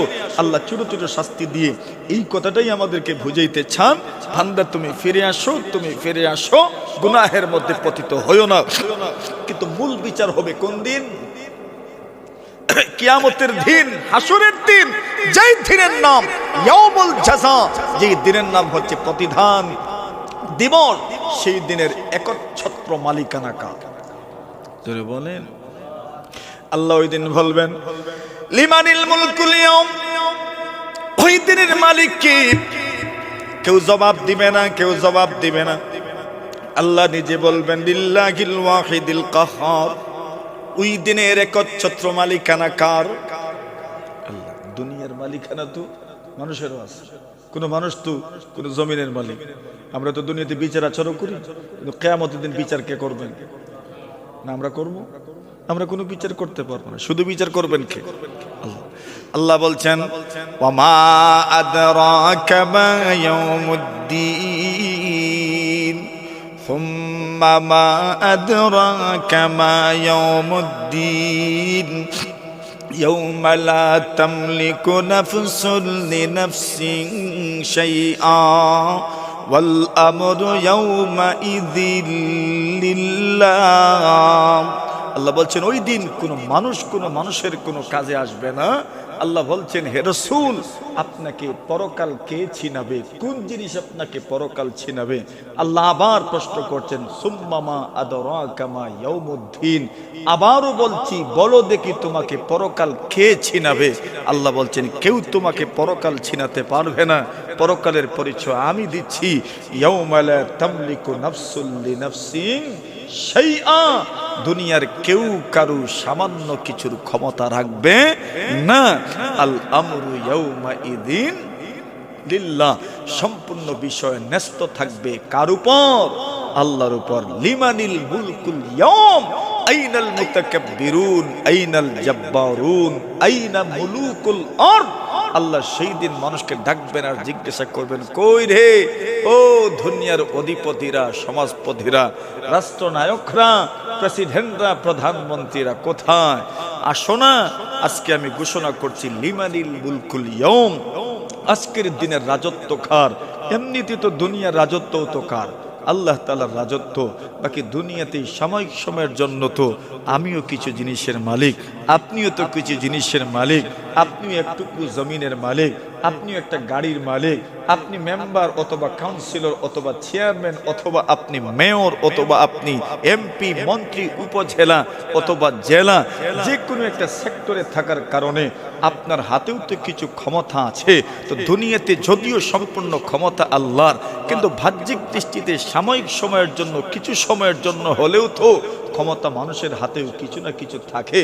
তো আল্লাহ বলছেন যে এই দুনিয়ারও মালিক যেমন আল্লাহ, কিন্তু পরকালে তো এই সাময়িক ক্ষমতাও মানুষের হাতে থাকবে না, থাকবে একমাত্র কার হাতে? আল্লাহর হাতে। ওই আল্লাহ পরিচয় দিলেন মালিক ইয়াউমিদ্দিন। এতক্ষণের পরিচয়ে আল্লাহ চিনা গেল কিনা? আল্লাহ চিনা গেল। আল্লাহ প্রথমে বলছেন আলহামদুলিল্লাহ, সমস্ত প্রশংসা কার? আল্লাহ। আল্লাহ আল্লাহ সমস্ত প্রশংসা আল্লাহ তাআলা। বুঝে যাচ্ছে যেমন কেমন অজানা মনে হচ্ছে, এর কথা বলেন। সমস্ত প্রশংসা কার? আল্লাহ। বাস অজানার মতো মনে হচ্ছে। আল্লাহকে বলে রব্বিল আলামিন, যিনি বিশ্বজগতের প্রতিপালক। আচ্ছা, বিশ্বজগতের প্রতিপালন যে উনি করছেন, কেন করছেন? উনি তো দয়ালু, উনি মেহেরবান, এজন্যই করছেন, দয়ার কারণে করছেন। আচ্ছা, তো বলো না, আর একটু পরিচয় বল। তো বলছেন মালিক ইয়াউমিদ্দিন, যিনি বিচার দিনের মালিক। সুবহানাল্লাহ। এতক্ষণ ক্লিয়ার হয় নাই উনি কে। বিচার দিনের মালিক বলার সঙ্গে সঙ্গেই পরিষ্কার হয়ে গেছে উনি কে। আল্লাহ ছাড়া আর কেউ নয়। দুনিয়াতে তো আমিও কিছু কিছু মানুষকে তো লালন পালন করি, আমার সন্তানকে তো আমি লালন পালন করি। তো মনে হতে পারে আচ্ছা, লালন পালনে তো আমিও মোটামুটি শরীক আছি, অংশীদার আছি, দয়ার ক্ষেত্রে আমিও তো অংশীদার আছি। কিন্তু বিচার দিনের মালিক এই ক্ষেত্রে কি অংশীদারিত্ব আছে? একমাত্র কে? তো আল্লাহ চিনা গেল কি না? আল্লাহ চিনা গেল। তো যখন চিনে ফেলেছেন, এইবার আর অজানা তো রইল না। এখন আর আপনি বলারও দরকার নাই, এখন তুমিতেই চলে আসে। সুবহানাল্লাহ। কোথায় চলে আসেন? আরে তুমি কি, তুমি আপনি সম্বোধন করেন। এতক্ষণ তো মনে হচ্ছে অজানা, বলছি উনার, ওনার, উনি, উনি, উনার মানে কি বোঝা যাচ্ছে কিনা? পরিচিত না, অপরিচিত, অজানা। উনার, তার, তার বলতে কি? তার বলে তার, তার মানে বোঝা যাচ্ছে কাউকে সম্বোধন করলাম। তো এতক্ষণ পর্যন্ত যেন আল্লাহ অপরিচিত ছিলেন। মালিক ইয়াউমিদ্দিন বলার সঙ্গে সঙ্গে আল্লাহর পরিচয় সামনে চলে আসলো। এখন কি আর পর্দা থাকতো মাঝখানে? উড়ে নিত না, আপনারা পর্দা থাকতো না, উঠতো, উঠতো। এখন সরাসরি কথাবার্তা হবে। সুবহানাল্লাহ। এখন কি হবে? কেমনে? আপনি আমি, আপনি আমি, আপনি আপনি আমি মানে কি? সরাসরি, সরাসরি। ওই আল্লাহর বান্দা বলেন ইয়াকা না'বুদু ওয়া ইয়াকা নাস্তাঈন। আল্লাহর বান্দা বলে আল্লাহ, আমরা তোমারই ইবাদত করি। সুবহানাল্লাহ। কোন জায়গায় চলে আসলাম আমরা? আমি আর তুমির মধ্যে চলে আসলাম, আমরা আর তোমার মধ্যে চলে আসলাম। এতক্ষণ ছিলাম উনি, যিনি, তিনি। উনি, যিনি, তিনি বলতে দূর দূর মনে হচ্ছে। এখন তো পরিচয় এসে গেল। এখন আর উনি নাই, যিনি নাই, তিনি নাই। এখন সরাসরি তুমি আর আমি। সুবহানাল্লাহ। সরাসরি তুমি আর আমি। ইয়াকা না'বুদু ওয়া ইয়াকা নাস্তাঈন। বান্দা বলে আল্লাহ, আমরা সকলে মিলে তোমারই ইবাদত করি, তোমারই ইবাদত করি, আমরা তোমার কাছেই আমরা সাহায্য চাই। সুবহানাল্লাহ। এই কথা বলে আমরা ইখলাস ফিল ইবাদা, ইবাদতের ক্ষেত্রে আমাদের নিরলস এবং একনিষ্ঠতা প্রকাশ করলাম। এবং ওয়া ইয়াকা নাস্তাঈন, ইস্তেনাতের ক্ষেত্রে আমরা যে ইখলাস অর্থাৎ একনিষ্ঠতা আছে, আল্লাহর কাছেই সাহায্য চাই, এই বিষয়টা ক্লিয়ার করলাম। তো কিছু পেতে হলে তো কিছু দিতে হয়, কিছু পেতে হলে কিছু দিতে হয়। কমপক্ষে শ্রদ্ধাটুকু যদি না থাকে তাহলে কিছু পাবেন তো? কিছু পাবেন না। শ্রদ্ধাটুকু তো থাকতে হবে। ওই বান্দা শ্রদ্ধা নিবেদন করলাম আমরা, ইয়াকা না'বুদু, আমরা সবাই আপনারই ইবাদত করি, আর কারো ইবাদত করি না। আমরা আপনার ইবাদত করি। শুধু এই কথা বললে মনে হতো আচ্ছা আমরা আপনার ইবাদত করি, অন্যরা তো ইবাদত করতে পারে, কিন্তু না। এখানে ই শব্দ রসই আনছে, মানে কি? আমরা তোমারই ইবাদত করি। অর্থ কি? আর কারো ইবাদত করি না, মানে এই কথা বোঝাচ্ছে আমরা তোমারই ইবাদত করি, আর কারো ইবাদত করি না। তোমার কাছেই সাহায্য চাই, আর কারো কাছে সাহায্য চাই না। মানে বুঝাই দিলাম, এখন আপনি যদি দেন না তো দিব কেডা? সুবহানাল্লাহ। আমরা তোমারই ইবাদত করি, তোমার কাছেই সাহায্য, আপনারই তো ভোট দেই আমরা। নতুন না, কাউন্সিলরকে বললেন রাস্তা দিবেন না, মানে রাস্তা ভাঙ্গা থাকবে কেন? ভোট তো আপনারই দিছি।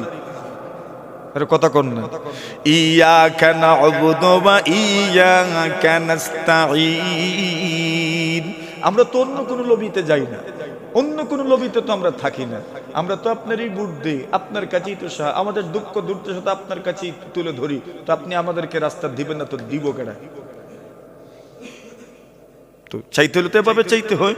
ওই আমরা বলছি ইয়াকা না'বুদু ওয়া ইয়াকা নাস্তাঈন। আমরা তোমারই ইবাদত করি, তোমার কাছে সাহায্য চাই। সুবহানাল্লাহ, আপনারই ইবাদত করি। আচ্ছা, আপনারই ইবাদত করি। আমি একজনের যখন বলি তখন আমি কি বলি? আমরা আপনারই ইবাদত করি। কেন বলি? আমার ইবাদতের দাম তো তেমন নাই, একা করলেও সবার ইবাদতের সাথে মিলাইয়া আমার ইবাদতটা আল্লাহর সামনে পেশ করলাম। আল্লাহ, আমরা আপনারই ইবাদত করি। কেন? আমি যখন একা একা নামাজ পড়ছি, দুনিয়ার কোথাও না কোথাও অন্য কেউ তো ওই সময় নামাজ পড়ছে। সব দেশে তো এক টাইমে নামাজ হয় না। আমি যখন নামাজ পড়ছি অন্য টাইমে, এই টাইমেও তো দুনিয়ার কোথাও না কোথাও তো কেউ সিজদা করছে আল্লাহ তাআলাকে। আমি বললাম, আল্লাহ, দুনিয়ার যেখানে ইবাদত হচ্ছে এদের ইবাদতের সাথে মিলাইয়া শারপিংয়ের মানুষের ইবাদতের সাথে তো মিলাইতে পারলাম না, জামাতে শরীক হইতে পারি নাই। তো দুনিয়ার যেখানে ইবাদত হচ্ছে এদের ইবাদতের সাথে মিলাইয়া আমার ইবাদতটা আপনার কাছে পেশ করলাম।